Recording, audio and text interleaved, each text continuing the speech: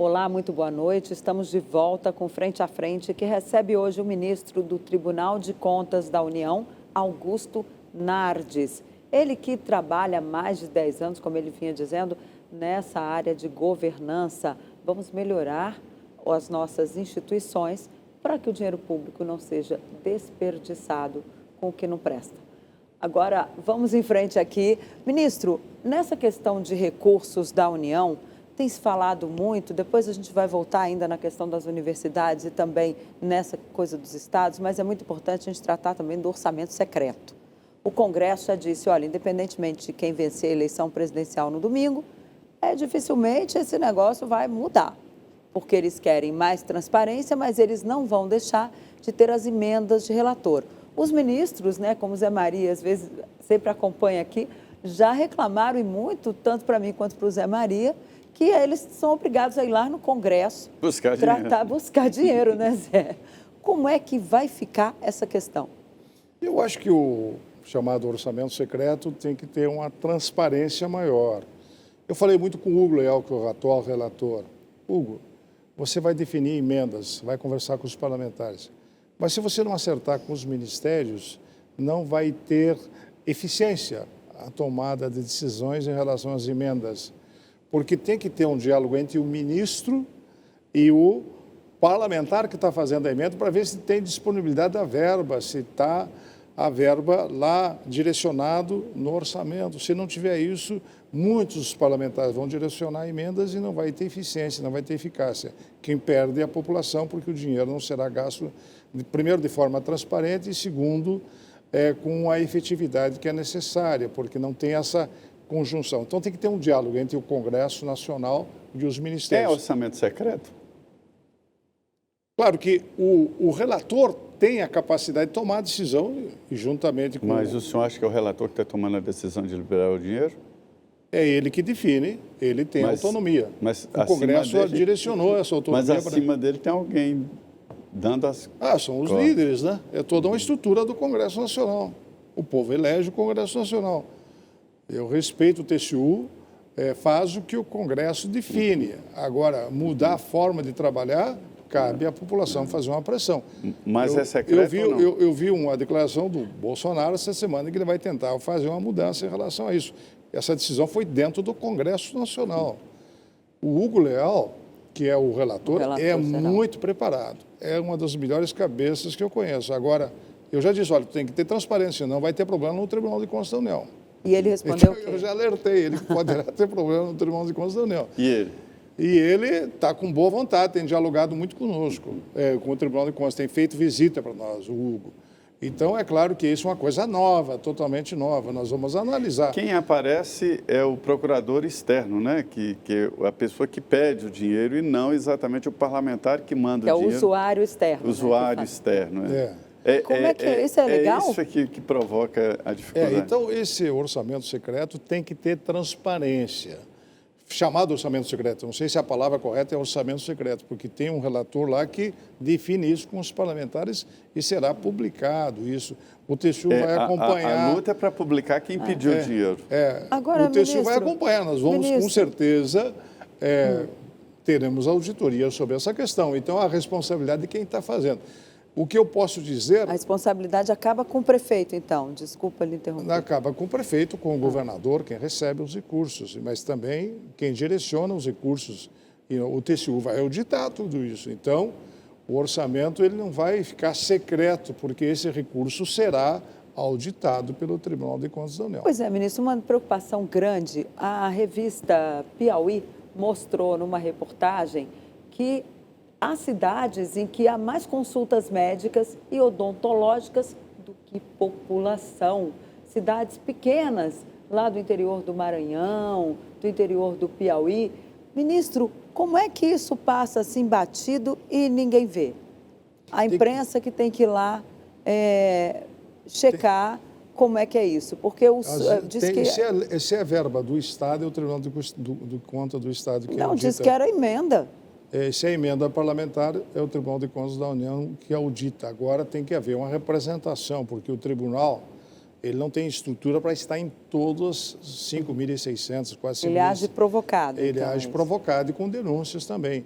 Por isso que o controle social é importante. Por isso que o monitorar e avaliar é importante.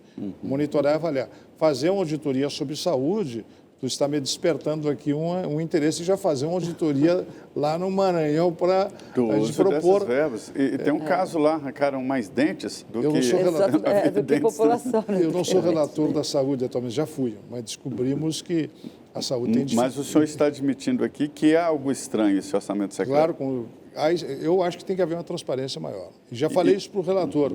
Não falei ainda com o Arthur Lira, mas falei. Mas isso é uma decisão do Congresso Nacional. Olha, ministro, e nós vamos auditar. O TCU é um órgão vinculado ao Congresso, mas não é dependente do Congresso. Nós prestamos serviço para o Congresso Nacional, nós prestamos serviço para o governo executivo, nós prestamos serviço para a sociedade. Por isso que nós temos um cargo vitalício e somos independentes. Eu tomei uma decisão que sofri muito. Sozinho, eu apresentei as pedaladas para a nação em 2015. Eu me lembro do Álvaro Dias falando, olha, isso vai dar problema no futuro, e lendo um trabalho do senhor no plenário do Senado Federal. Ô, ministro, esse orçamento secreto, somando-se às emendas parlamentares, né, que são impositivas, e já estão sendo chamadas algumas de emenda PIX, porque cai direto na conta do prefeito, sem nenhum projeto, sem nenhuma exigência. O nome agora é emenda PIX, porque o dinheiro vai direto. Dá 40 bilhões de reais. Diminui um pouco, mas continua 38 e pouco são bilhões. São esses fundos da saúde, né? Especialmente no Fundo Nacional de Saúde, que vai fundo a fundo. Vai da emenda PIX, né? Da emenda PIX. Mas esses 40 bilhões, eles representam ali algo em torno de 60% do investimento do país. Quer dizer, o próximo presidente da República vai administrar 30%, porque tem os investimentos das estatais. Acho que, para resumir aqui, o orçamento da União é de 4 trilhões e 900 bilhões, mas o orçamento que se pode mandar para aqui e para ali, ele fica em torno de 130 bilhões, né? E se retira 40 bilhões para o Congresso, o fundo das estatais, sobra muito pouco para o próximo presidente. Então, independente da legalidade ou não, há uma pulverização do orçamento. Quer verdade. Dizer, faz várias obras pequenas e as grandes obras de infraestrutura... Aí eu volto àquilo que eu falei no início, a questão da governança do Congresso, conversar com os ministérios para estabelecer as prioridades. Se continuar isto acontecendo, nós vamos priorizar e pulverizar os recursos e não vamos ter pilares para serem priorizados. O meu grande tema atualmente, que eu já venho debatendo há alguns meses, é centro de governo. Eu acho que eu vou conseguir implantar um centro de governo, não eu, quem vai implantar é o presidente Bolsonaro, mas eu estou tentando convencer, né, porque eu sou defensor da tese da governança, tem um centro de governo no país, para nós estabelecer os pilares da nação. E aí, esse centro de governo seria administrativo ou de compras? O orçamento secreto terá que conversar com quem manda no país, quem foi eleito no país, aí terá que conversar com, hoje, o Hugo Leal, um homem sério, um relator sério, conversei longamente com ele, ele aceitou as ponderações todas que levantamos, então é ele que é o relator, é o responsável por todo esse trabalho de priorizar, mas eu vejo que o centro de governo é vital para a nação brasileira. Por que o centro de governo é vital? Eu fui estudar o centro de governo americano, centro de governo da Austrália, da Alemanha e de outras nações na Europa, enfim, nesse acordo que eu fiz de troca de boa prática com 11 nações, que não foi o ministro Nardes que fez, eu estou usando porque eu estava na presidência, mas na verdade foi o Tribunal de Contas que fez, corrigindo. É uma instituição que fez, porque teve continuidade depois com os outros presidentes. Bruno Dantas está dando continuidade. Então, o que nós temos que fazer? Orçamento do país, priorizar com o centro de governo, com os pilares da nação, vai ser educação, vai ser saúde, vai ser infraestrutura, e aí esses 40 bilhões que tu está levantando pode ser útil para a saúde, pode ser útil para uma área ou outra. Agora, se pulveriza cada deputado colocando conforme o seu desejo na comunidade, ele pode até priorizar alguma coisa lá na comunidade, dar uma prioridade, que é importante. O parlamentar, ele sabe o que está acontecendo na ponta, mas somente isso não resolve os problemas de infraestrutura que nós temos que ter na saúde, porque os pilares são necessários ser priorizados com recursos robustos para poder viabilizar um projeto, seja na infraestrutura, na saúde, na educação. Então, é necessário esse diálogo do Congresso Nacional com os ministérios, com o futuro centro de governo, que eu espero que até o final desse governo ainda esteja funcionando. O que é o centro de governo para as pessoas entenderem? É o presidente da República, ele é o eleito, chefe da Casa Civil, controle interno, Ministério da Economia. Fica a critério de cada prefeito, de cada governador, tem que ter um centro de governo. Sem centro de governo, o prefeito, ou o governador, ou o ministro, ele se perde nas coisas de perfumaria e não prioriza as questões fundamentais. Nós temos que pensar o Brasil para 2030, 2040, 2050. Eu já queria estar pensando o Brasil para 2050, mas nós estamos montando uma estrutura de governança para entender a nação, ter condições de saber aonde a gente pode priorizar que vai ter resultado, conforme os indicadores. Aí a nação passa a ter condições de priorizar. E aí a gente chega com poder de argumento no Congresso Nacional. O Brasil quer fazer uma política de transversalidade entre Estado, município e União, nós temos que investir. Aí o deputado vai ser ouvido também, o senador será ouvido, porque se ele quer transformar seu Estado, sua região, ele não pode estar dando uma quirera, conhece o termo quirera, né? Sim, coisa desprezível. Coisa desprezível para cada um e ele não entrega o resultado para o conjunto da sociedade. Então, a governança é isso, é entregar para o conjunto da sociedade resultados. O que é a governança? Respondendo a tua pergunta, é quando você consegue entregar bens, resultados, seja em qualquer área, setor de educação, saúde, em cima de uma prioridade do governo que será discutido numa campanha política. Agora, por exemplo, na campanha política se discute muito mais outras questões. Pois é, né? E que não os temas centrais da nação. Infelizmente, não discutimos esses assuntos, né, ministro? A campanha está acabando e você viu as discussões que nós fizemos aqui hoje? Não houve na campanha presidencial. Ministro, essa é uma questão que não está no TCU, né? Mas quando é que teremos uma campanha no Brasil que ela vai tratar de temas tão relevantes quanto o orçamento da União, como as coisas devem ser tratadas, a economia, porque nós não vimos isso nesta campanha. Parece que agora, no finalzinho, eles começaram a tratar. É verdade, isso é falta, digamos, de prioridade na mente de cada partido e a campanha realmente ela está muito polarizada. Mas eu acho que é uma evolução que aos poucos todo o conjunto da sociedade tem que trabalhar para a gente discutir os grandes temas para 2030, 2040, 2050. Eu fui nos Emirados em 2007, depois de 2014 e agora recentemente fui lá fazer uma palestra porque eu estou propondo essa auditoria que o Bruno Dantas vai liderar, porque ele vai ser o presidente do Sistema Mundial do Controle. É uma auditoria mundial de Climate Scanner, de ver o clima do planeta, né? E acho que nós podemos liderar, ter esse sonho de montar um projeto de desenvolvimento sustentável no Brasil.